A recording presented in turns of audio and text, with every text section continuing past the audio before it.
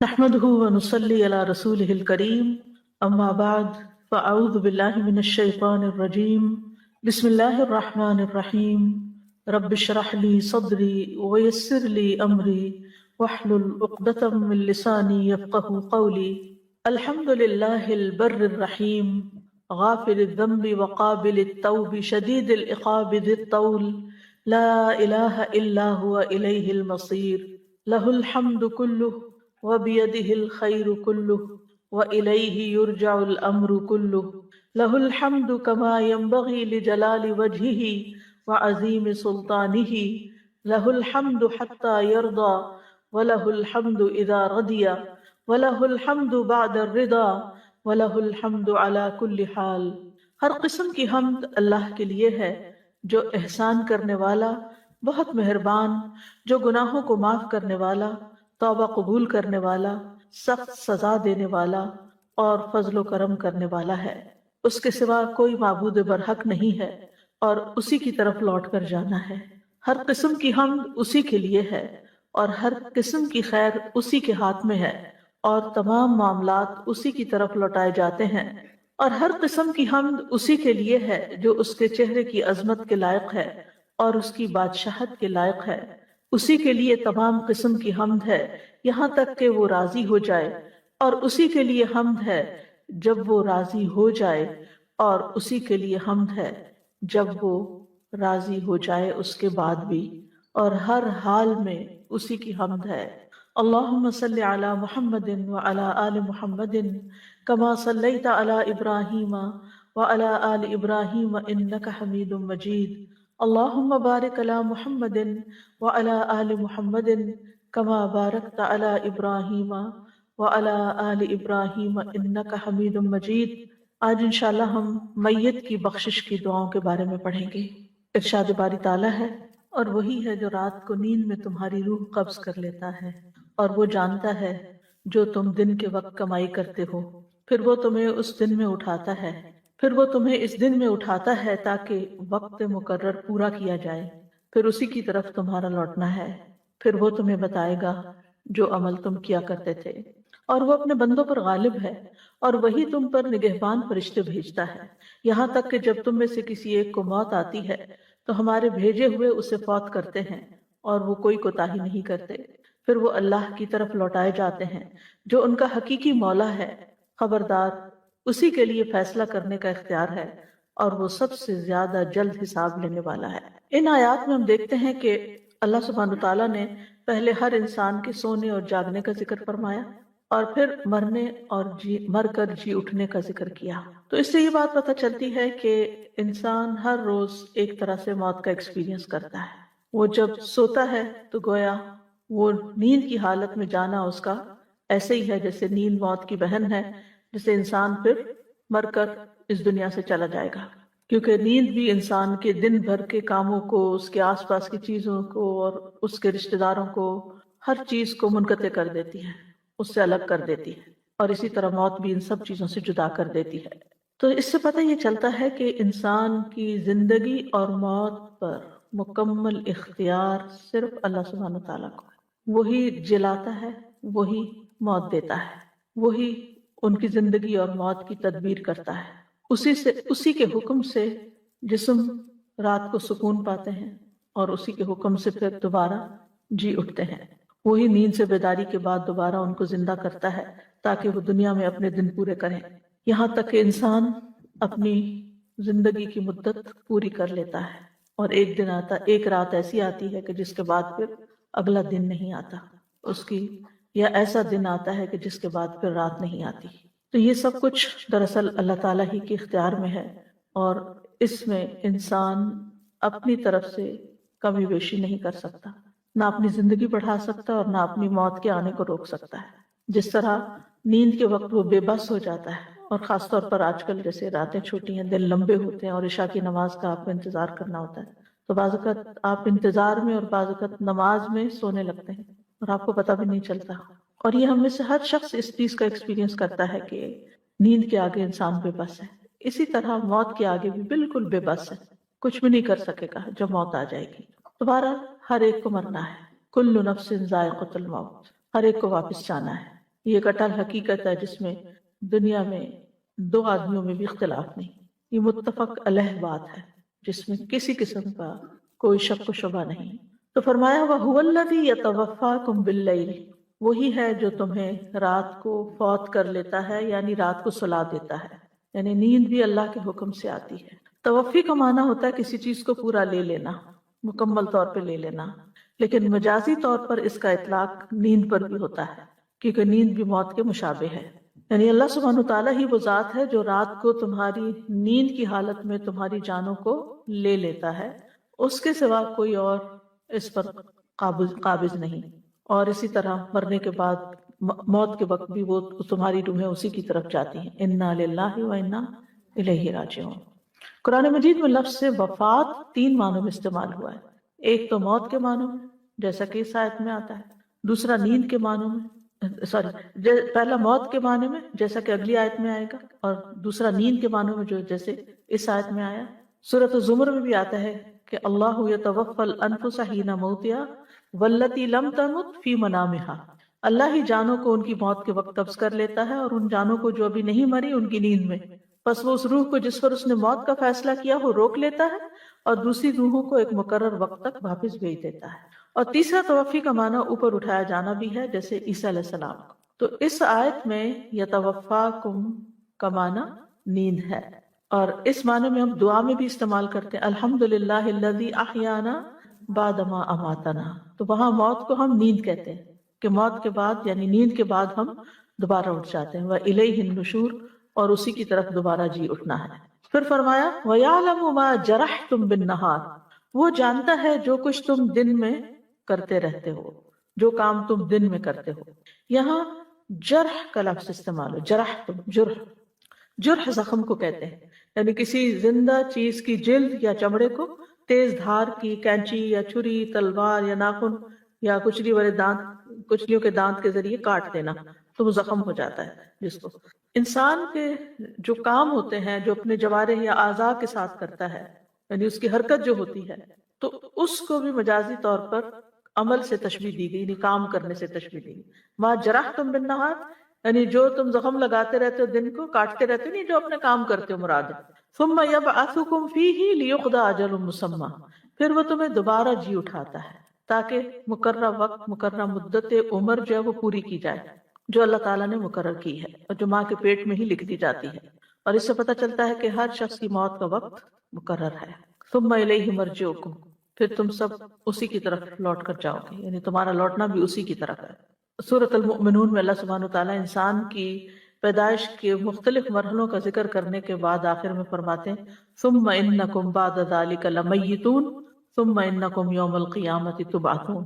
کہ بے شک تم اس کے بعد ضرور مرنے والے ہو اور پھر قیامت کے دن دوبارہ اٹھائے جانے والے۔ کیوں؟ ثم ینبئکم بما کنتم تعملون، پھر وہ تمہیں بتائے گا جو تم عمل کرتے رہے، یعنی قیامت کے دن دوبارہ کیوں اٹھائے گا؟ تاکہ تمہیں تمہارے اعمال کے بارے میں بتایا جائے کہ تم کیا کر کے آئے، اگر اچھے کیے ہوں تو اس پر جزا ملے گی، اور اگر برے کیے ہوں تو ان پر سزا ملے گی۔ ہمارے اعمال ہمارے صحیفوں میں، اعمال ناموں میں لکھے جا رہے ہیں، اور ہر چھوٹی بڑی بات لکھی ہوئی ہے، اور وہ قیامت کے دن انسان کو دکھا دی جائے گی۔ اللہ تعالیٰ فرماتے ہیں احصاہ اللہ ونسوہ، اللہ نے انہیں گن گن کر رکھا ہے اور وہ اسے بھول چکے ہیں۔ پھر فرمایا وَهُوَ الْقَاهِرُ فَوْقَ عِبَادِهِ، وہ اپنے بندوں پر غالب ہے۔ قہر کا معنی ایجاد کرنا بھی ہوتا ہے، کسی موجود چیز کو فنا کر کے اس پہ غالب آنا بھی ہوتا ہے، اور متضاد چیزوں کو پیدا کرنا بھی ہوتا ہے۔ تو اللہ سبحانہ وتعالیٰ ان سب چیزوں پر پوری طرح قادر ہے۔ اور جو اہم معنی ہے اس کا قہر کا یا قہار کا، وہ ہے اپنے فیصلوں کو نافذ کرنے والا، یعنی اللہ سبحانہ وتعالیٰ جس چیز کا ارادہ کر لیتا ہے اور جو کام کرنا چاہتا ہے پھر وہ اس کو کر کے رہتا ہے، اس کو کوئی بھی روک نہیں سکتا، یعنی اللہ تعالیٰ کی جو تقدیر ہے اس کو کوئی ٹال نہیں سکتا، جو اس نے لکھا ہے وہ ہو کر رہے گا۔ وَيُرْسِلُ عَلَيْكُمْ حَفَظَةً، اور تم پر نگران بھیجتا ہے۔ حفظہ حافظ کی جمع ہے، حفیظ کا معنی ہے کسی شے کی نگرانی کا ذمہ دار۔ یہاں مراد ہے حفاظت کے فرشتے۔ حفاظت کے فرشتوں کی 2 قسمیں ہیں، ایک وہ جو جسم کی حفاظت پر مامور ہیں اور ہمیں گھیرے ہوئے ہیں اور ہمارے بدن کی حفاظت کرتے ہیں، شیطان کے وار سے اور دشمنوں کے وار سے ہمیں محفوظ رکھتے ہیں۔ سورۃ الرعد میں آتا ہے لہو معقبات من بین یدیہ ومن خلفہ یحفظونہ من امر اللہ، ہر شخص کے لیے اس کے سامنے سے اور اس کے پیچھے سے پہرے دار مقرر ہیں. سبحان اللہ، ہم دیکھتے بھی نہیں اور کس طرح ہماری حفاظت ہوتی، جو اللہ کے حکم سے اس کی حفاظت کرتے ہیں. یحفظونہ بامر اللہ. دوسرے وہ فرشتے ہیں جن کو کرامن کاتبین کہا جاتا ہے، جو اعمال کی حفاظت کرتے ہیں، ایک ایک حرکت پہ نگاہ رکھتے ہیں کہ ہم نے کہاں دیکھا، کیا کیا، کدھر قدم اٹھایا، ہاتھ کیسے اٹھایا، اسمائل کیا یا نہیں کیا، یعنی یو نیم اٹ، کوئی ایکشن ہمارا چھوٹا یا بڑا نہیں ہوتا مگر یہ کہ وہ اس کو فوراً ریکارڈ کر لیتے ہیں. اللہ تعالیٰ فرماتے ہیں ام یحسبون انا لا نسمع سرهم ونجواهم بلا ورسلنا لدیہم یکتبون. کیا وہ سمجھتے ہیں کہ ہم ان کے راز اور ان کی سرگوشیاں نہیں سنتے؟ یعنی جو چپ چپ کے باتیں کرتے ہو تم کسی کی پیٹھ پیچھے، وہ نہیں ہم سنتے؟ کیوں نہیں؟ ہمارے بھیجے ہوئے فرشتے ان کے پاس ہی لکھتے رہتے ہیں. تم کر رہے ہوتے ہو جو کرنا ہوتا ہے اور وہ ساتھ بیٹھ کے ہر چیز لکھے چلے جا رہے ہیں، یہ کر رہا ہے، یہ کر رہا ہے، یہ کر رہا ہے، یہ کر رہا ہے، ساری کہانی لکھ دیتے ہیں. وہ اتنے ماہر ہیں اور جو کچھ ہم کرتے ہیں ان کو پتہ بھی ہوتا ہے. یعلمون ما تفعلون. لوگوں سے ہم چھپا سکتے ہیں، فرشتوں سے کچھ نہیں چھپا سکتے. اب سوال یہ پیدا ہوتا ہے کہ اللہ تعالیٰ تو خود سب کچھ جانتا ہے، تو فرشتوں سے کیوں لکھواتے ہیں؟ تو صاحب کشاف کہتے ہیں، زمخشری جن کا نام ہے، مفسر ہیں قرآن کے، کہ اگر آپ کہیں کہ اللہ تعالیٰ اپنے علم کی وجہ سے اس بات سے بے نیاز ہے کہ فرشتے اعمال کو لکھیں، تو پھر لکھنے میں کیا فائدہ اور حکمت ہے؟ تو اس کا جواب وہ یہ دیتے ہیں کہ اس میں بندوں کے لیے شفقت اور نرمی ہے. جب ان کو معلوم ہوگا کہ اللہ ان کی نگرانی کر رہا ہے اور فرشتے جو کہ اللہ کی مخلوق میں سب سے اشرف ہیں وہ ان کے ساتھ مقرر کیے گئے ہیں اور ان کے اعمال کو ریکارڈ کر رہے ہیں اور ان کے اعمال نامے لکھتے جا رہے ہیں اور قیامت کے دن یہ اعمال نامہ سب کے سامنے پیش ہوگا، تو یہ چیز ان کو برے اعمال سے ڈرانے میں اور برائیوں سے دور کرنے میں مؤثر ثابت ہوگی. یعنی جب انسان کو یہ فیلنگ آئے کہ میرے ساتھ ہے کوئی، تو کیسا لگتا ہے؟ یعنی ایک عجیب سی فیلنگ آتی ہے نا. اور پھر وہ لکھ بھی رہا ہے سب کچھ. اگر انسانی شکل میں کبھی تھوڑا سا ایکٹیویٹی کر کے دیکھیں نا کہ ایک بندہ اور ایک اس کے ساتھ لگا وہ، اور جو وہ کر رہا ہو وہ واقعی پریکٹیکلی، اور اگر وہ ہمیں نظر، کیونکہ انسان تو نظر آئے گا، لکھ رہا ہو لکھ رہا ہو لکھ رہا ہو لکھ رہا ہو، 5 منٹ میں ہمارے لیے سانس لینا دوبر ہو جائے اور ہم ہر چیز بہت ہی کانشیس ہو کے کریں. یعنی اگر کہیں باہر آپ جا رہے ہیں اور کوئی ساتھ ساتھ لگ جائے آپ کے، تو آپ کو ایک خوف سا آنے لگتا ہے اس سے کہ یہ کیا ہو رہا ہے. اگر آپ کی گاڑی کے پیچھے کوئی گاڑی لگا لے تو اس وقت اسے یہ کیوں میرا پیچھا کر رہا ہے. تو فرشتے تو ہر وقت پیچھا کر رہے ہیں اور لکھ بھی رہے ہیں. حتی اذا جاء احدکم الموت توفته رسلنا. یہاں تک کہ جب ان میں سے کسی کی موت آتی ہے، یعنی موت کا وقت آتا ہے، موت کے اسباب یا آثار نظر آنے لگتے ہیں، تو توفته رسلنا، تو جو فرشتے اس سلسلے میں مقرر ہیں جان لینے پہ وہ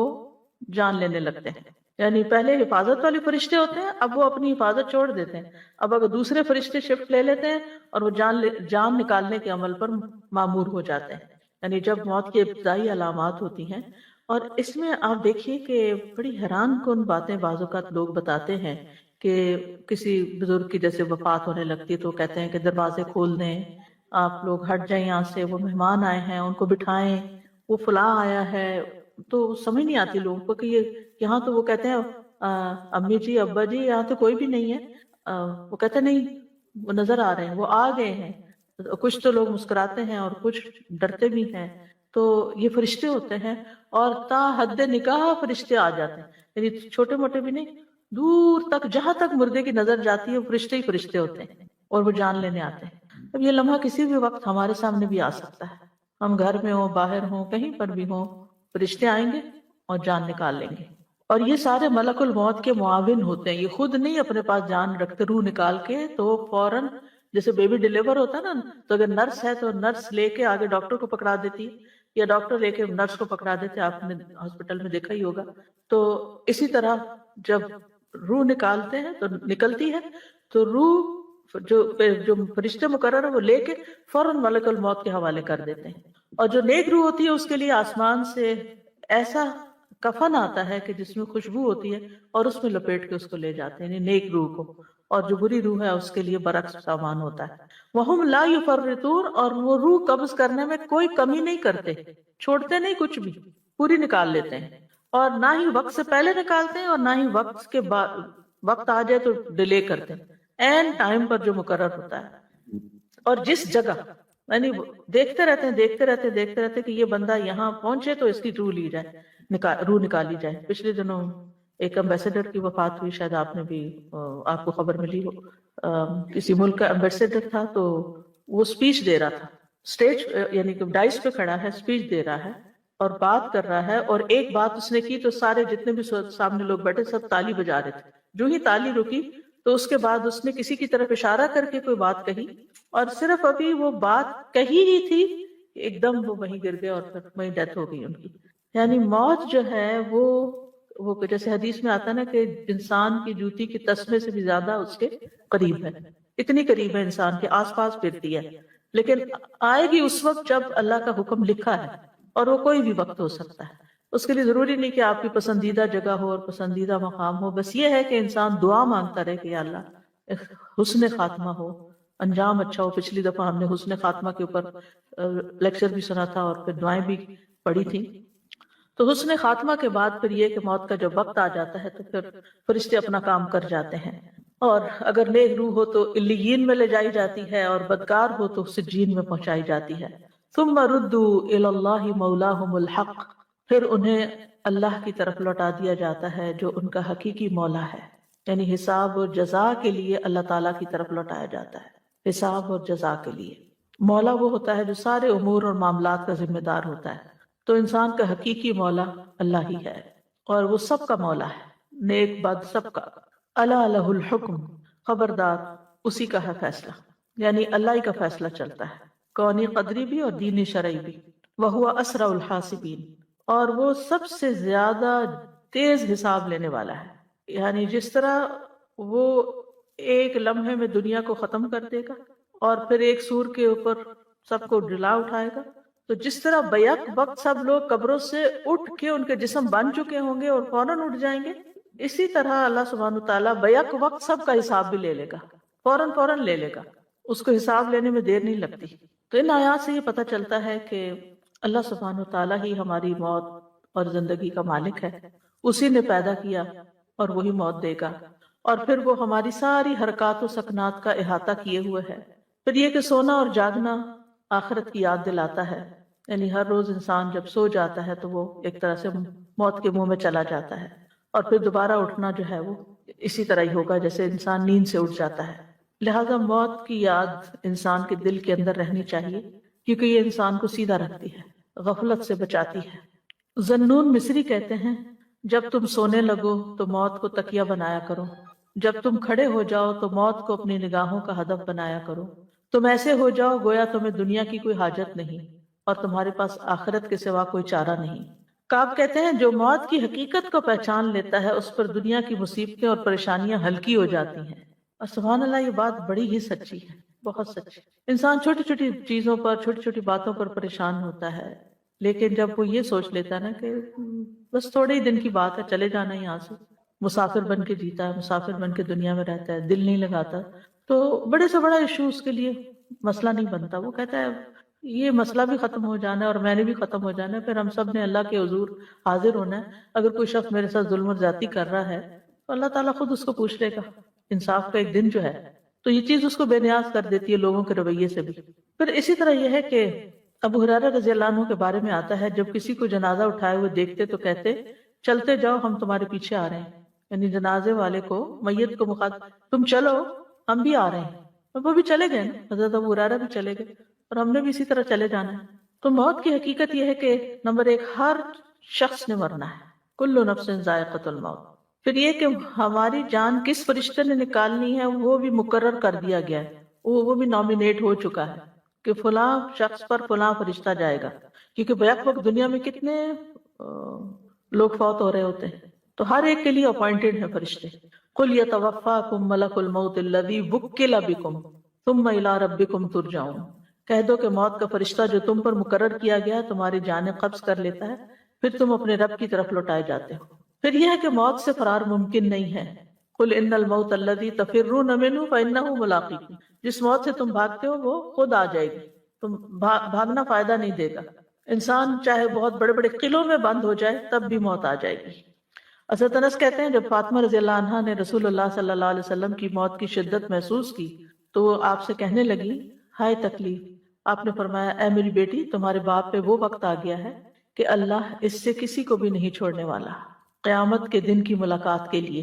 پھر اسی طرح یہ کہ موت کا وقت اور جگہ بھی مقرر ہے کہ کس زمین پر موت آئے گی. کتاباً مؤجلہ، لکھا ہوا وقت ہے. کون سی جگہ اور کون سا وقت. اور رسول اللہ صلی اللہ علیہ وسلم نے فرمایا جب کسی خاص جگہ میں کسی کو موت دینے کا فیصلہ کر دیا جاتا ہے تو اس کے لیے وہ جگہ محبوب بنا دی جاتی ہے اور وہاں اس کی کوئی ضرورت پیدا کر دی جاتی ہے. انسان چل کے وہاں چلا جاتا ہے اور وہاں آگے موت کھڑی ہوتی ہے. پھر یہ بھی یاد رکھے کہ موت کی سختیاں بھی ہیں. کلا اذا بلغت التراقی وقیل من راق، یعنی سارے جسم سے آہستہ آہستہ پاؤں سے جان نکلنا شروع ہوتی ہے، پھر اوپر آتے آتے پھر ہاتھوں سے، پھر عین آ کے حلق میں اٹک جاتی ہے. تو جب جان ہنسلیوں تک پہنچ جائے گی، سورۃ القیامہ میں آتا ہے، کہا جائے گا کون ہے دم کرنے والا تاکہ یہ روح نکل جائے. اس کی روح نکلنے میں بھی مشکل ہوتی ہے اور وہ یقین کر لے گا کہ یہ جدائی کا وقت ہے اور پنڈلی پنڈلی کے ساتھ لپٹ جائے گی. اس دن تیرے رب ہی کی طرف روانگی ہے، یعنی کوئی واپس روح کو نیچے نہیں لوٹا سکتا، زندگی نہیں دے سکتا. انبیاء بھی موت کی تکلیف سے گزرے ہیں. حضرت عائشہ کہتی ہیں کہ وفات کے وقت رسول اللہ صلی اللہ علیہ وسلم کے سامنے ایک بڑا پیالہ تھا یا چمڑے کی تھیلی تھی جس میں پانی تھا. آپ اپنے دونوں ہاتھ اس برتن میں ڈالتے، یعنی دونوں ہاتھ پانی میں ڈالتے، پھر ہاتھوں کو اپنے چہرے پر ملتے جیسے وضو کرتے ہیں نا، چہرہ ملتے ہیں، اور فرماتے لا الہ الا اللہ، بلا شبہ موت میں سختی ہے. پھر آپ اپنا ہاتھ اٹھا کر فرمانے لگے پھر رفیق الاعلی، یہاں تک کہ آپ کی روح قبض کر لی گئی اور آپ کا ہاتھ جھک گیا. شداد بن اوس کہتے ہیں کہ موت دنیا اور آخرت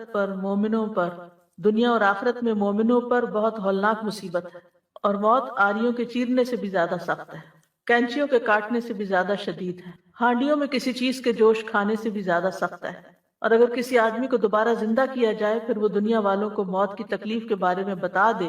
تو لوگ اپنی زندگیوں سے فائدہ نہ اٹھا سکیں گے اور نہ ہی اپنی نیند کا مزہ لے سکیں گے. تو موت جو ہے وہ ایک گھبرا دینے والی چیز ہے. بہرحال گزرنا اس سے سب کو ہی ہے، اس منزل کو پار کرنا ہے، اس پل سے گزر کر دوسری طرف جانا ہے.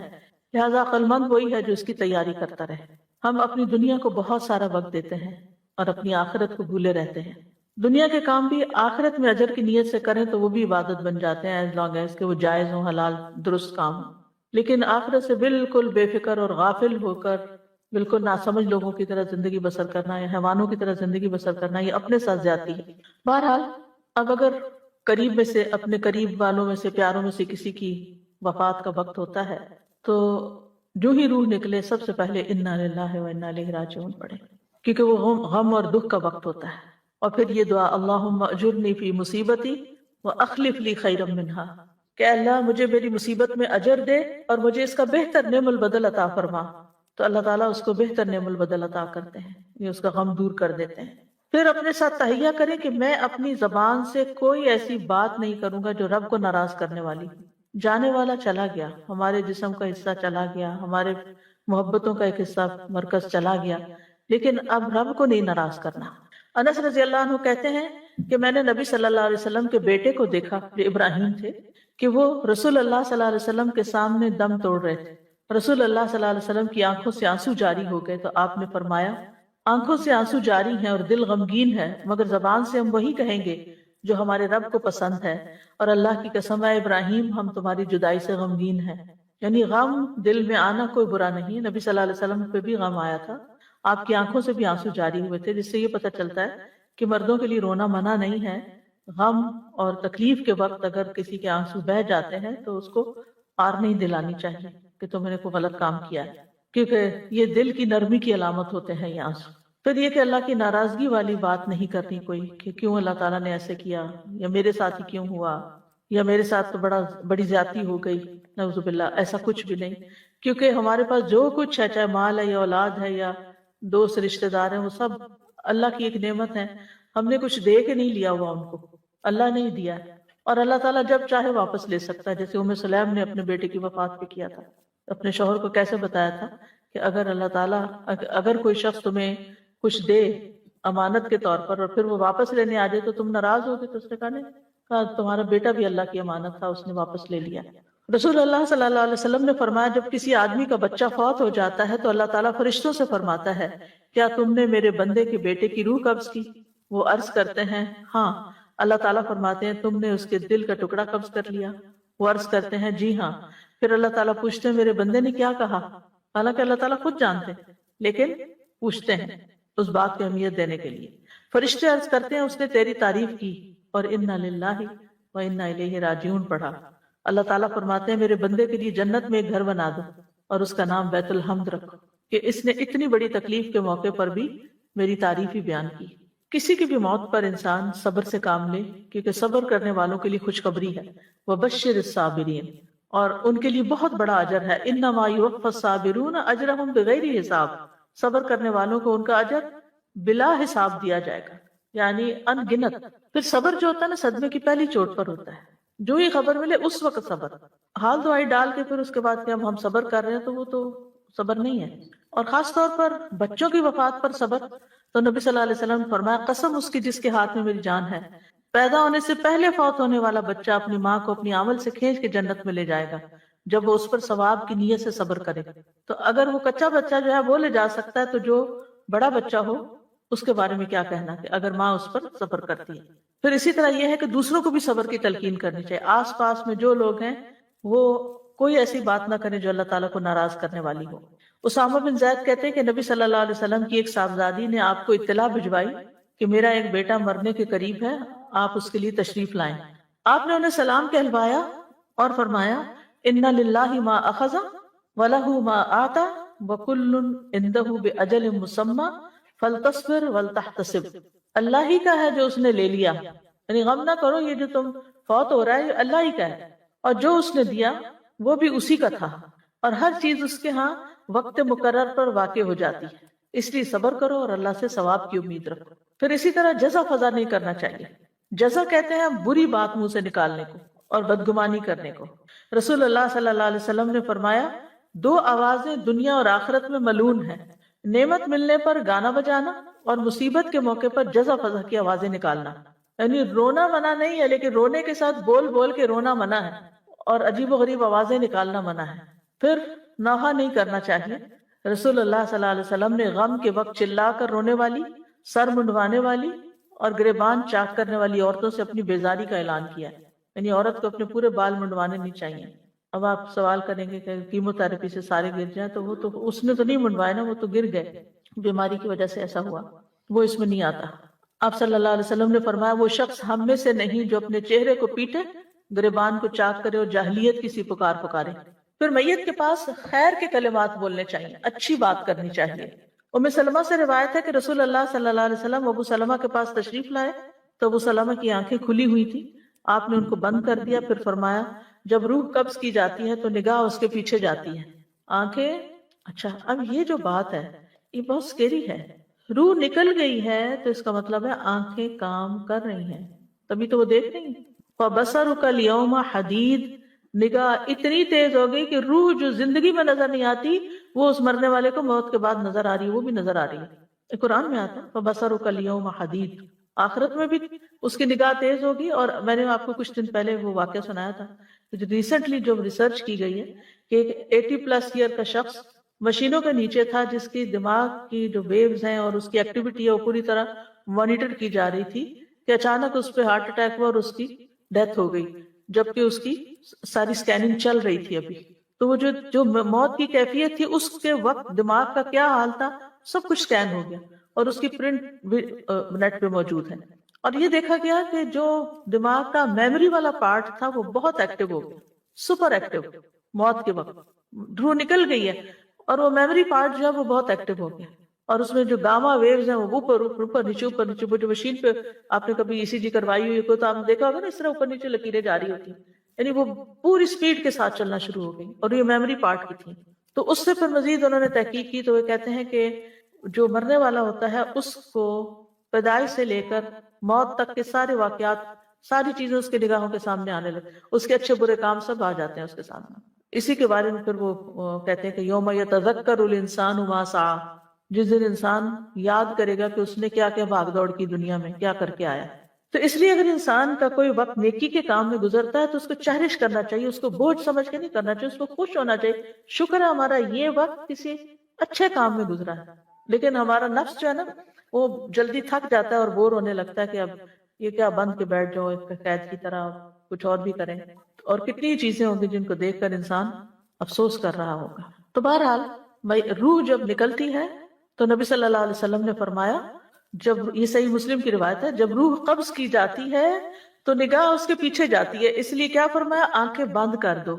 یہ جو ہمارے یہاں میت کی آنکھیں بند کرتے ہیں نا فوراً، وہ اسی وجہ سے۔ پھر ان کے گھر کے لوگوں نے رونا شروع کر دیا، تو آپ نے فرمایا اپنے آپ پر خیر ہی کی دعا کیا کرو، بے شک فرشتے تمہاری بات پہ آمین کہتے ہیں، یعنی میت کے بارے میں صرف اچھی بات کرو، رونا دھونا بند کرو۔ مغیرہ بن شعبہ کا انتقال ہوا تو جریر بن عبداللہ خطبہ دینے کے لیے کھڑے ہوئے اور فرمایا میں تمہیں اللہ کے تقوی کی وصیت کرتا ہوں، جو اکیلا ہے اس کا کوئی شریک نہیں، اور تم بات سنو اور اطاعت کرو جب تک تمہارا دوسرا امیر نہیں آ جاتا۔ پھر فرمایا مغیرہ بن شعبہ کے لیے استغفار کرو،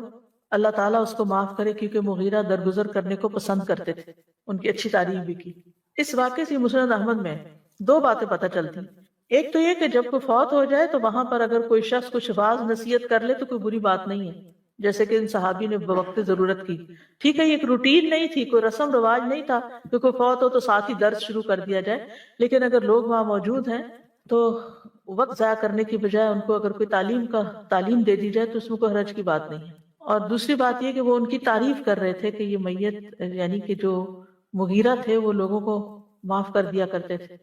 تو ان کے لیے دعا کرو کہ اللہ تعالیٰ ان کو بھی معاف کر دے۔ اللہ کو صحابی رسول تھے، ان کو بھی بخشش کی دعا چاہیے تھی۔ پھر اگر میت کے ساتھ آپ کا کوئی اختلاف ہو، کوئی ناراضگی ہو چکی ہو، کوئی بات ہو، تو اب اس کو بلا دیں، وہ پہنچ گیا اپنے انجام کو، اب آپ معاف کریں اس کو۔ نبی صلی اللہ علیہ وسلم نے فرمایا مردوں کو برا نہ کہو، کیونکہ انہوں نے جیسا عمل کیا اس کا بدلہ پا لیا۔ سنن نبی داؤد کی روایت میں ہے نبی صلی اللہ علیہ وسلم نے فرمایا جب تمہارا ساتھی وفات پا جائے تو اسے چھوڑ دو، اس کے عیب بیان نہ کرو، اب معاف کر دو اس کو۔ پھر یہ کہ جلد از جلد کفنانے اور دفنانے کا انتظام کرو۔ نبی صلی اللہ علیہ وسلم نے فرمایا جنازہ لے کر جلدی چلا کرو، کیونکہ اگر وہ نیک ہے تو تم اس کو خیر کی طرف آگے کر رہے ہو، اور اگر وہ اس کے سوا ہے تو ایک شر ہے جسے تم اپنی گردنوں سے اتار دیتے ہو۔ پھر اسی طرح پہلا کرنے کا کام یہ ہے کہ اگر میت پہ کوئی قرض ہو تو اعلان کر دینا چاہیے فوراً کہ اگر کسی کا بھی قرض ہے تو وہ بتائے، کوئی دلیل لائے، اور دفنانے سے پہلے اس کا قرض ادا کر دینا چاہیے اسی کے مال میں سے، اور اگر نہیں تو کوئی اور رشتہ دار ذمہ داری لے لے، کیونکہ قرض کی دعاؤں میں نے تفصیل سے آپ کو بتایا تھا کہ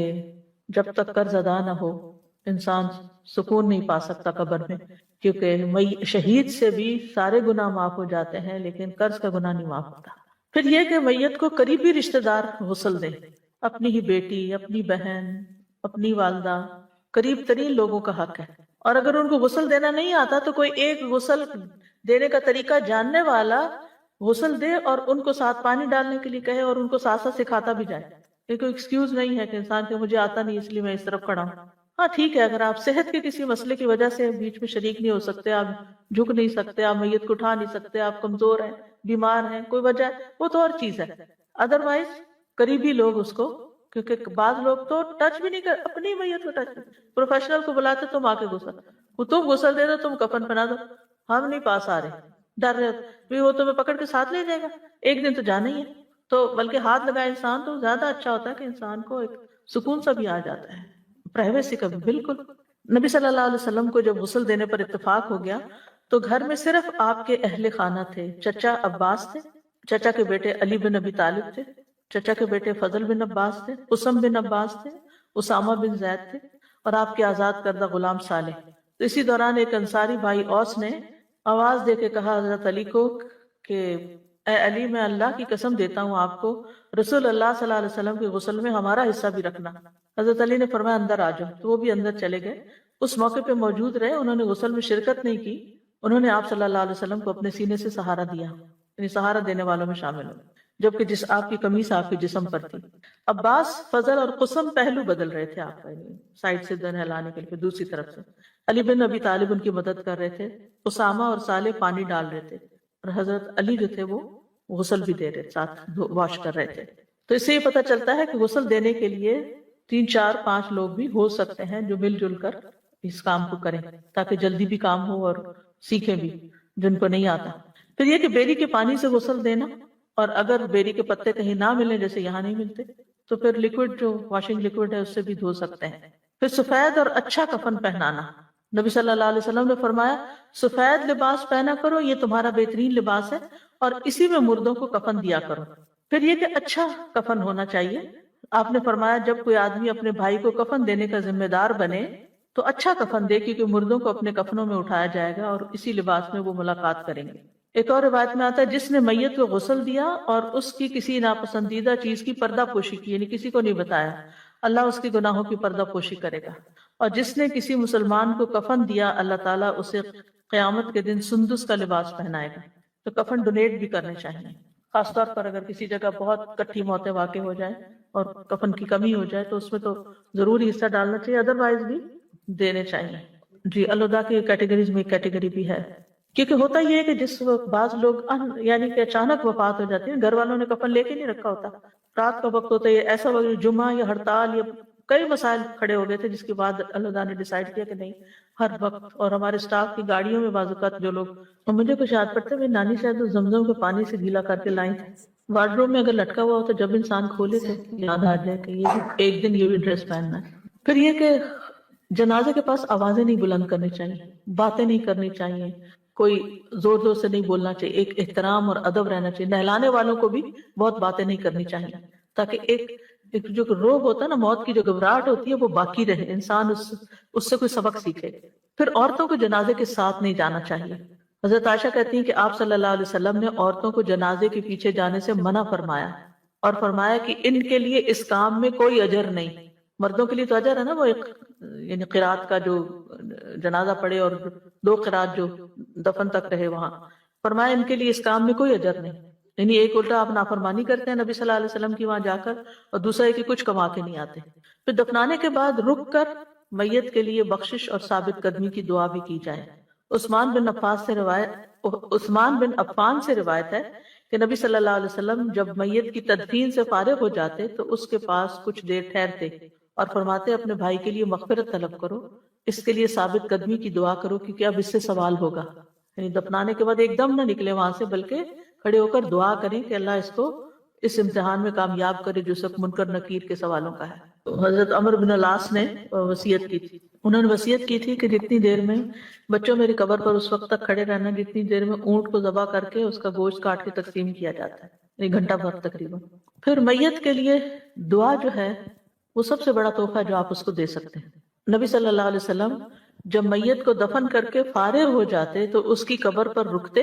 اور فرماتے اپنے بھائی کے لیے استغفار کرو، بخشش کی دعا مانگو، خاص طور پر اولاد کی دعا، کیونکہ نبی صلی اللہ علیہ وسلم نے فرمایا جب انسان مر جاتا ہے تو اس کے اعمال کا سلسلہ ختم ہو جاتا ہے، سوائے 3 چیزوں کے جن کا ثواب میت کو پہنچتا رہتا ہے: صدقہ جاریہ، یا لوگوں کو فائدہ دینے والا علم، یا نیک اولاد جو میت کے لیے دعا کرتی ہے۔ اولاد کی دعا یعنی خاص طور پر اولاد کی دعا میت کے درجات کی بلندی کا باعث بنتی ہے، تو نہیں بچوں کو بٹھا کے اس ٹاپک پہ بات کر کے ان کو دعا سکھانی بھی چاہیے اور تلقین بھی کرنی چاہیے۔ رسول اللہ صلی اللہ علیہ وسلم نے فرمایا بے شک اللہ عز و جل جنت میں نیک بندے کا درجہ بلند فرمائیں گے تو وہ کہے گا یا رب یہ درجہ مجھے کیسے حاصل ہوا؟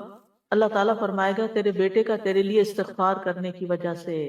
یعنی تمہارے اپنے اعمال یہاں تک تھے اور تمہارے بچے نے جو دعائیں کی اس کی وجہ سے اور اوپر چلے گئے۔ بچے یہاں ولد کا لفظ جو ہے نا بچہ بچی دونوں کے لیے استعمال ہوتا ہے۔ اب میت کی بخشش کی دعائیں کون سی ہیں؟ ایک تو قرآن مجید کی وہ دعا جو پہلے بھی ایک دفعہ آپ کو واضح کر چکی ہوں، ربنا اغفر لنا ولاخواننا الذین سبقونا بالایمان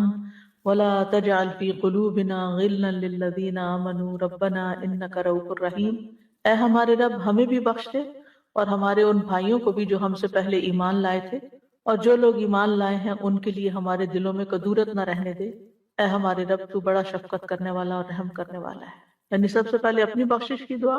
اور پھر دوسرے ایمان والوں کے لیے۔ پھر ہے اللہم اغفر لحینا ومیتنا وصغیرنا وکبیرنا وذکرنا وانثانا وشاہدنا وغائبنا اللہم من احییتہ منا فاحیہ علی الایمان ومن توفیتہ منا فتوفہ علی الاسلام اللہم لا تحرمنا اجرہ ولا تضلنا بعدہ۔ اے اللہ ہمارے زندوں اور ہمارے مرنے والوں کو بخش دے، اور ہمارے چھوٹوں اور ہمارے بڑوں کو، ہمارے مردوں کو اور ہمارے مردوں کو اور ہماری عورتوں کو، ہمارے موجود لوگوں کو اور جو ہم میں موجود نہیں ہیں ان کو بھی۔ اے اللہ ہم میں سے جسے تو زندہ رکھے تو اسے ایمان کے ساتھ زندہ رکھ، اور ہم میں سے جسے تو موت دے اسے اسلام پر موت دے۔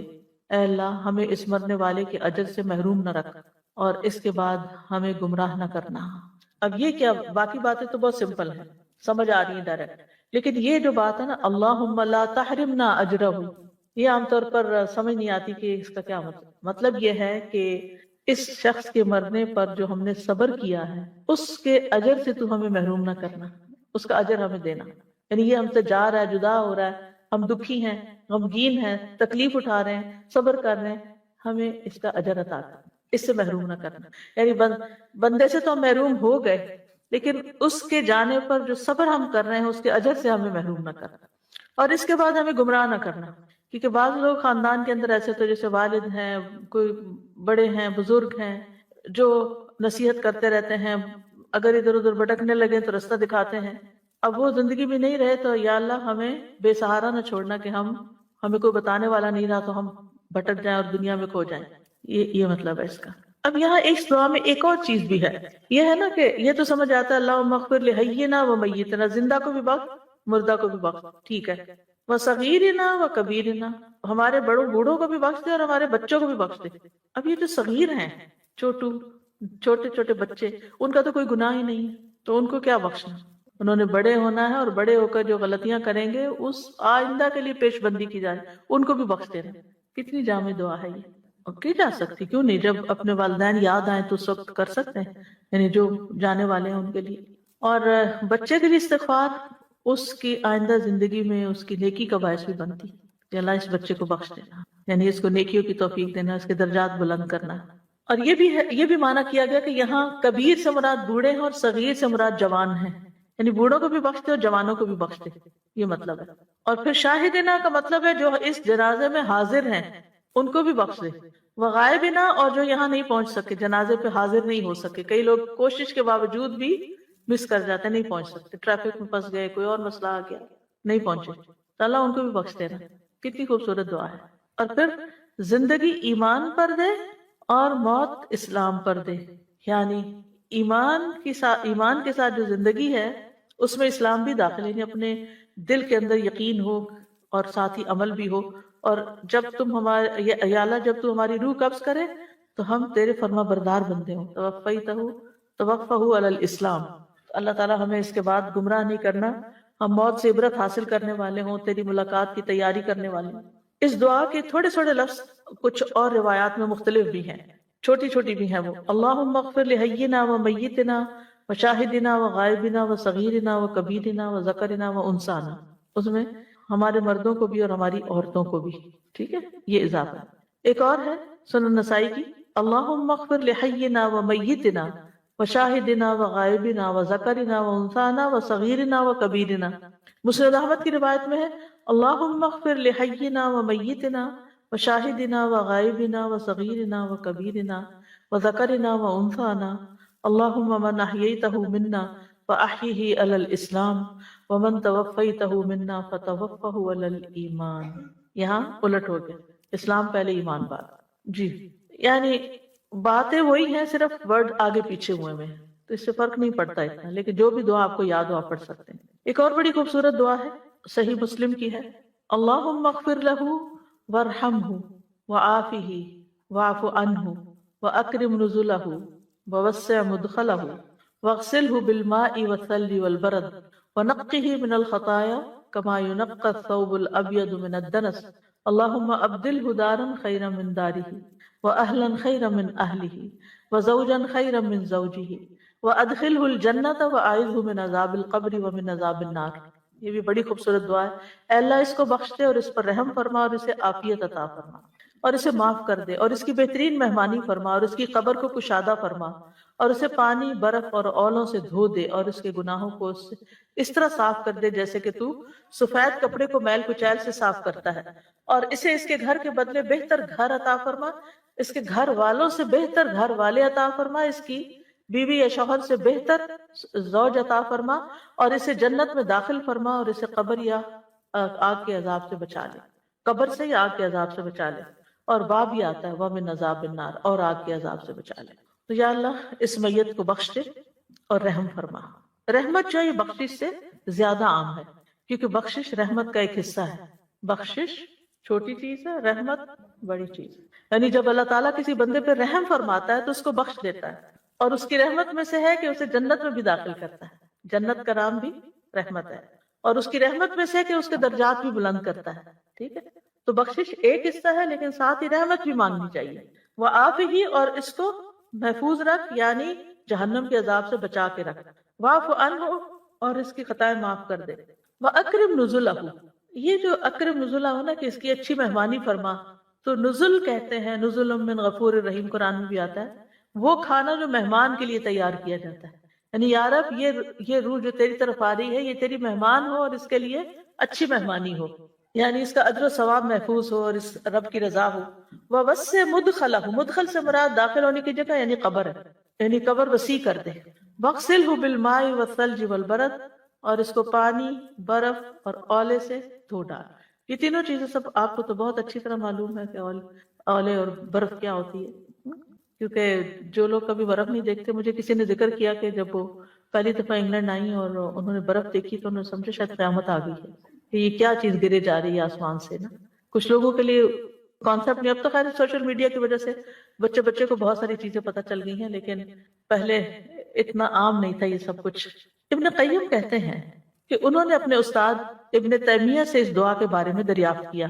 کہ پانی، برف اور اولوں کے ساتھ دھونے کا کیا معنی ہے. گناہوں کو تو پانی سے نہیں دھویا جاتا، پھر برف اور اولوں کا ذکر کیوں کیا گیا؟ جبکہ گرم پانی کسی چیز کو پاک اور صاف کرنے میں زیادہ مؤثر ہوتا ہے، تو پھر ٹھنڈی چیزوں کا کیوں ذکر کیا گیا کہ اس سے دھویا جائے؟ تو انہوں نے جواب دیا کہ خواہشات، گناہ اور نافرمانیاں دل کو حرارت دیتی ہیں اور کمزوری اور ڈھیلا پن اور سستی دیتی ہیں، تو اس لحاظ سے پانی، برف اور اولوں سے دھونا ہی مناسب ہے. پانی سے پاکیزگی حاصل ہو جاتی ہے کیونکہ گناہ دل کو نجس اور گندا کر دیتے ہیں، اور جو وہ ڈھیلے یعنی اس سے ڈھیلا پن آتا ہے، سستی آتی ہے. آپ دیکھیں کہ اگر آپ سست ہو رہے ہیں تو گرم پانی سے منہ دھوئیں گے یا ٹھنڈے سے. ٹھیک ہے، تو گناہوں کی وجہ سے انسان کے اندر کمزوری آتی ہے اور ڈھیلا پن اور سستی آتی ہے، تو اس لیے ٹھنڈا استعمال کرنا زیادہ فائدے کا ہے. وَنَقِّهِ مِنَ الْخَطَايَا كَمَا نَقَّيْتَ الثَّوْبَ الْأَبْيَضَ مِنَ الدَّنَسِ. دنس سے مراد میل کچیل. اے اللہ اس کو خطاؤں اور گناہوں سے اچھی طرح پاک صاف کر دے، جیسے سفید کپڑا دھو کے صاف ستھرا ہو جاتا ہے ایسا صاف ہو. یعنی دعا مانگنے کے الفاظ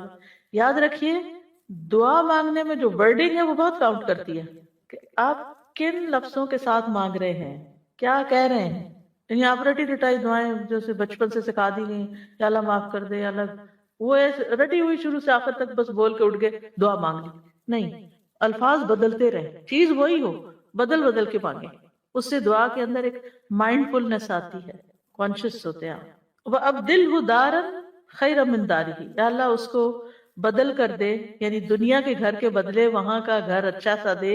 یا تو قبر کے اندر یا پھر جنت کے محلات میں سے. خَيْرًا مِنْ دَارِهِ، اس فانی دنیا میں جو اس نے گھر بنایا تھا اس سے بہتر گھر عطا کر اس کو. وَأَهْلًا خَيْرًا مِنْ أَهْلِهِ، اور اس کے اہل و عیال دنیا کے اہل و عیال سے بھی زیادہ بہتر ہوں، یعنی جو اس کے آس پاس لوگ ہوں. اہل سے مراد خادم اور بچے ہوتے ہیں. وَزَوْجًا خَيْرًا مِنْ زَوْجِهِ، اور اسپاؤس بھی دنیا کے اسپاؤس سے بہتر. دو صورتیں ہیں اس میں. نمبر 1،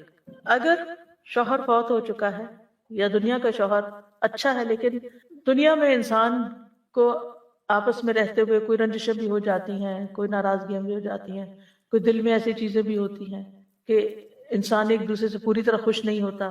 کہ کچھ لوگ کمپرومائز کر کے جی رہے ہوتے ہیں. تو اگر اسی بندے نے آخرت میں جوڑا بننا ہے تو یہ اس حالت سے بہتر ہو جائے. یعنی یہ زوج کی جو اس وقت کی حالت ہے نا، یعنی کچھ شکایت ہے آپ کو ان سے، تو یا اللہ مرنے کے بعد وہ جب آخرت میں ساتھی بنے تو بہترین حالت میں ہو. دوسرا یہ کہ اگر یہ جہنم میں جا رہا ہے تو پھر جو دوسرا زوج مل رہا ہے یا مل رہی ہے وہ اس سے بھی بہتر ہو. یعنی اگر آپ چینج کر رہے ہیں، چینج کر رہے ہیں، تبدیلی ہو رہی ہے، تو پھر وہ زیادہ بہتر ہو، اس جیسا نہ ہو. اس سے یعنی یہ اتنی حیرت انگیز دعا ہے کہ اب دل ہو بدل کر دے، یعنی یہ والا نہیں چاہیے، یعنی جس حال میں یہ دنیا میں ہے یہ والا حال نہیں چاہیے، اس سے اچھا حال چاہیے ہمیں، اس سے اچھی شکل چاہیے، اس سے اچھی اخلاق چاہیے، اس سے اچھے معاملات چاہیے، تو پھر ہی جنت کا مزہ ہے. اگر جنت میں بھی وہی کچھ کچھ لگی رہی اور ہر روز کوئی نہ کوئی اختلاف، کوئی نہ کوئی مسئلہ مسائل، تو پھر مزہ نہیں رہے گا نا جنت کا. اٹس ویری نیچرل کہ ہسبینڈ وائف میں کسی نہ کسی بات پر کچھ نہ کچھ اختلاف ہو ہی جاتا ہے، کیونکہ عورت ہے، مرد ہے، دونوں کی جنسی فرق ہے، تو پھر وہ دماغی فرق ہے، ایک جذبات سے کام لیتا ہے اور ایک بہت عقل سے کام لیتا ہے، تو پھر جذباتی فیصلوں پر عقل والوں کو اعتراض بھی ہو جاتا ہے، تو یا جذبات والوں کو عقل والوں پہ اعتراض ہو جاتا ہے کہ تو بہرحال وہاں پر یعنی دنیا سے بہتر حال ہوگا، کیونکہ کچھ لوگوں کو اس پہ بڑا ہوتا ہے اچھا جنت میں بھی یہی لوگ ہوں گے، انہیں سے ہی رہنا ہوگا، تو اللہ تعالیٰ ان سب کو جو گھر والے ان کو بھی اچھا بنا دے، اور جو گھر ہے اٹ سیلف وہ بھی اچھا ہو، اور جو ساتھی ہو وہ بھی بہت اچھا ہو، وَأَدْخِلْهُ الْجَنَّةَ، اور اس کو جنت میں داخل کر دے، وَأَعِذْهُ مِنْ عَذَابِ الْقَبْرِ، اور اس کو قبر کے عذاب سے نجات دے، وَمِنْ عَذَابِ النَّارِ، اور آگ کے عذاب سے، یعنی دوبارہ اٹھنے کے بعد عذاب سے، یا تو ابتدا سے ہی جہنم سے بچا لے کہ قبر میں، یا یہ کہ اگر وہ جہنم میں جانا ہی ہے اس نے تو ہمیشگی نہ ہو اس کے لیے، اس کو وہاں سے نکال دے۔ اچھا بعض لوگ ان کو ضمائر کو تبدیل کر لیتے ہیں، مؤنث کی ضمیر لگاتے ہیں، تو بہتر یہ ہے کہ میت کا لفظ جو ہے نا وہ مرد اور عورت دونوں کے لیے استعمال ہوتا ہے، تو اسی صیغے میں مردوں کے لیے بھی اور عورتوں کے لیے دعا پڑھی جا سکتی ہے۔ پھر ایک اور دعا ہے، اللہم اغفر لہ وارحمہ واغسلہ بالبرد واغسلہ کما یغسل الثوب، اے اللہ اس کو بخش دے اور اس پر رحم فرما، اور اسے اولوں سے دھو دے اور اسے اس طرح دھو دے جیسے کپڑا دھویا جاتا ہے۔ آپ صلی اللہ علیہ وسلم نے میت پر یہ نماز جنازہ میں پڑھی تھی۔ ایک اور دعا ہے، اللہم ان فلان ابن فلان فی ذمتک وحبل جوارک حبل جوارک فقہ من فتنة القبر وعذاب النار وانت اہل الوفاء والحق اللہم فاغفر لہ وارحمہ انک انت الغفور الرحیم۔ اے اللہ فلاں بن فلاں تیری ذمہ ہے، تیرے ذمہ میں یعنی تیری کفالت میں، یعنی جو مر کے جا رہا ہے نا اب یہ تیرے حوالے ہے اور تیری ہمسائیگی اور امان میں آ گیا ہے، سو تو اسے قبر کی آزمائش اور آگ کے عذاب سے محفوظ رکھ، تو اپنے وعدے وفا کرنے والا اور حق والا ہے۔ اے اللہ اسے بخش دے اور اس پر رحم فرما، بے شک تو بہت ہی بخشنے والا اور رحم کرنے والا ہے۔ یہ جو ہے نا فی ذمتک کا کہ تیری امانت تیرے عہد تیری حفاظت میں ہے، یہ بھی بڑی اچھی دعا ہے، یعنی اب ہم تو اس کے لیے کچھ نہیں کر سکتے، اب وہ تیرے حوالے ہو گیا۔ اور یہ حبل جوارک کا مطلب کیا ہے؟ عربوں کی عادت ہے کہ عربوں کی عادت تھی اس زمانے میں کہ وہ کوئی سفر کرنے لگتا تو جہاں سے گزرتے تھے کچھ لوگ ان کو خوف زدہ کرتے تھے، امن والے سفر نہیں ہوتے تھے، تو جب کوئی شخص سفر کا ارادہ کرتا تو وہ ہر قبیلے کے سردار سے عہد لے لیتا، تو اس کی وجہ سے جب تک وہ ان کی حدود میں ہوتا وہ امن میں آ جاتا کہ ان کی قوم کا کوئی بندہ چھیڑے گا نہیں، ٹھیک ہے، ان کی پناہ لے لیتے تھے۔ جب اگلے کی حد میں داخل ہوتے تو پھر ان کے سردار سے عہد لیتے، تو یہ حبل الجوار ہے، یعنی عہد و پیمان جب تک وہ اس علاقے کی حدود میں ہو، تو مراد ہے پناہ دینا اور امن سے اور مدد کرنے سے ہے مانا، یعنی یہ تیرے ایمان لایا ہوا تیرے ذمہ میں ہے اور تیرے قرب کے راستے میں ہے، تیرے پڑوس میں آ رہا ہے، اور انت اہل الوفا والحق، یعنی تو وعدوں کا پورا کرنے والا ہے، اہل الوفا، اور تو صاحب حق ہے، اور تو بہت زیادہ گناہوں کو بخشنے والا ہے، اس کو بخش دے۔ پھر ایک اور دعا ہے، اللہم اغفر لہ وارفع درجتہ فی المہدیین واخلفہ فی عقبہ فی الغابرین واغفر لنا ولہ یا رب العالمین وافسح لہ فی قبرہ ونور لہ فیہ۔ اے اللہ اس کو بخش دے اور ہدایت یافتہ لوگوں میں اس کا درجہ بلند فرما اور باقی لوگوں میں اس کا جانشین مقرر فرما، یا رب العالمین ہمیں اور اس کو بخش دے، اور اس کی قبر میں اس کے لیے کشادگی فرما اور اس کے لیے اس میں روشنی فرما۔ نبی صلی اللہ علیہ وسلم نے ابو سلمہ کی وفات پر ان کے لیے دعا کی تھی کہ اے اللہ اس کو بخش دے، یعنی انہوں نے تو نام لیا تھا، میت کے لیے نام لے کے بھی دعا کرنی چاہیے، یعنی ابو سلمہ کی غلطیاں اور گناہ معاف کر دے، اے اللہ ان کو اپنے پاس ان لوگوں کا ساتھی بنا دے جن کو تو نے ان سے پہلے اسلام کی ہدایت دی تھی، ورفع درجتہ فی المہدیین، یعنی یہ مہدیین میں جا پہنچے، مراد یہ ہے، وخلفہ فی عقبہ، یعنی اللہ تو ان کے معاملات کی درستگی میں اور ان کے اہل و عیال کی اور اولاد کی مصلحتوں کی حفاظت فرما، اور ان کے معاملات کسی اور کے حوالے نہ کر، تو خود اس کی ذمہ داری لے، وخلفہ جانشین بن جا اس کا، یعنی ابو سلمہ کا، فی عقبہ اس کے بعد، یعنی اس کی موت کے بعد اب اس کے بچوں اور اہل و عیال کا خیال تو ہی رکھ۔ ایک اور روایت میں آتا ہے وخلفہ فی طریقتہ، یعنی وہ چیز جو اپنی موت کے بعد چھوڑ گئے ہیں اس کی حفاظت پر، فی الغابرین، یعنی ان لوگوں میں جو زندہ لوگوں میں سے باقی رہ گئے پیچھے، وافسح لہ فی قبرہ،